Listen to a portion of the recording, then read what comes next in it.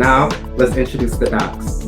First, we have Dr. DeAndrea Matthews, the Director of Diversity and Inclusion Office. Next, we have Dr. Leah Robinson, the Director of Academic Support, I like to say academic success, for the Office of Diversity and Inclusion. And lastly, we have Dr. Ayanta Howell, a psychiatrist for the Common Ground Resource and Crisis Center in Pontiac, Michigan. Thank you all so much for joining me today. We love your 7 tips for dealing with grief. We're excited that you're here to share them with our viewers today too. What are your 7 tips, and can you share with us how you developed them? Well, hello, everyone. I developed 7 tips on dealing with grief after dealing with some significant losses of my own. So in particular, when I shared it on my own personal page, it was after losing 4 family members within a period of 6 days. So within 1 week, we lost 4 family members. So imagine getting up for work on a Monday morning, and then you get a phone call that your aunt has passed. And then Tuesday rolls around and you get another message that another family member has passed. And that was another aunt. And then Thursday rolls around and I get a message that a cousin has passed out of town. And then to top the week off, if you would, that Saturday, I got the phone call saying that my uncle, my mother's brother, had passed. So we had 4 significant losses in our family, like I said, within a 6-day period. Aside from that, that was just a few months after dealing with, again, other tremendous losses, because in January of this year, first, my mother had a stroke and she was hospitalized, and she, went to rehab. But while she was still in the hospital, I'm the mother of 8 children, 5 biological, and it was 4 bonus children. Now it's only 3 because our son was murdered while my mother was in the hospital. So I dealt with my mother being hospitalized after a stroke, and then our son was murdered. And then again, within that next 3 days after that, my daughter was hospitalized. She's a lupus warrior. So she was in the hospital from lupus complications. So all of that happened again within about the span of 2 weeks. So it has been just significant personal losses for me this year. So I said, okay, you know what? Other people are dealing with losses, particularly as you look at not being able to memorialize your family members in the way that you normally would, whether it's the family gatherings or whether it's even just being able to go to a funeral home to pay your respects, or whatever your traditions are within your family, within your community. We could not do that because of the pandemic. So I came up with 7 tips on dealing with grief, because it's something that I had gone through personally. It's something that I had come out on the other side of. And I'll just go through those 7 tips. So the first one is, it's okay to cry. It was important for me to be able to say that because, it's common in my family for crying to be looked at as a weakness. So it wasn't okay to cry at most of the points in my history, but I had to tell myself that it's okay to cry. You want to be able to get those emotions out, and you want to be able to do it in a healthy way. So that was my first tip, to remind myself before I was able to tell anyone else that it's okay to cry.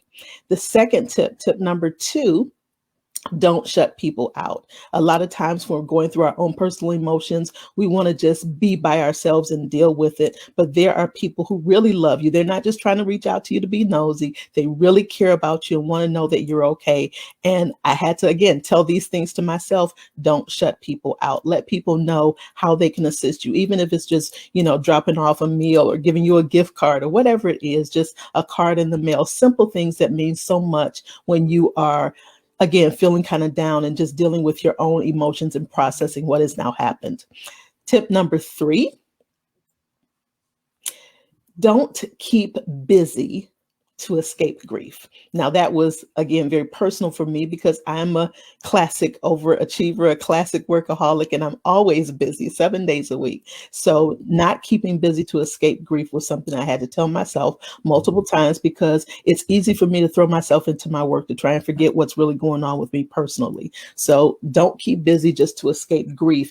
You want to take time to process it. You want to take time to really be in the moment and not negate the present moment. You don't want to allow how you're feeling about something that has now happened in the past to take you away from dealing with the presence and enjoying the presence that you still have, even though that person may not be with you anymore. The other thing that I had to remind myself is that time does not heal all wounds. Now, I know that's a very popular saying, but I just don't believe it. Time by itself is not going to make the wounds go away. It's not going to make that feeling that you have any better. You have to actually process it and process it in a healthy way. way. So that was the other thing I reminded myself under tip number 3. Tip number 4, it's okay to ask for help. Again, kind of tying back into not shutting people out, but it's separate for me because, again, being very independent for most of my life, I didn't always ask for help. I didn't always reach out to other people. I didn't always say, hey, could you do this? And even in just delegating work responsibilities, it's okay to ask for help, and it's okay to let other people know that, yes, there's something that you can help me with.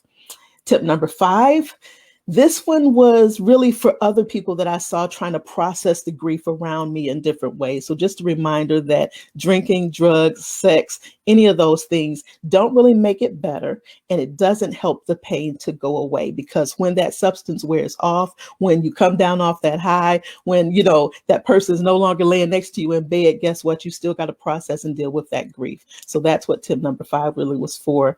Tip number 6, take care of self. There will be days where you don't feel like getting up, taking a shower. You don't feel like, doing those regular self-care things that you do throughout the day, even sometimes not even remembering to eat because you're so overwhelmed emotionally, mentally, etc. So you want to remember to take care of yourself. So those simple needs, those simple things, even if it comes down to actually putting Post-it notes up, reminding yourself, don't forget to, and then do those small things to take care of yourself and make yourself feel better. And then number 7, I think, is very important. And I wanted to close out with this one.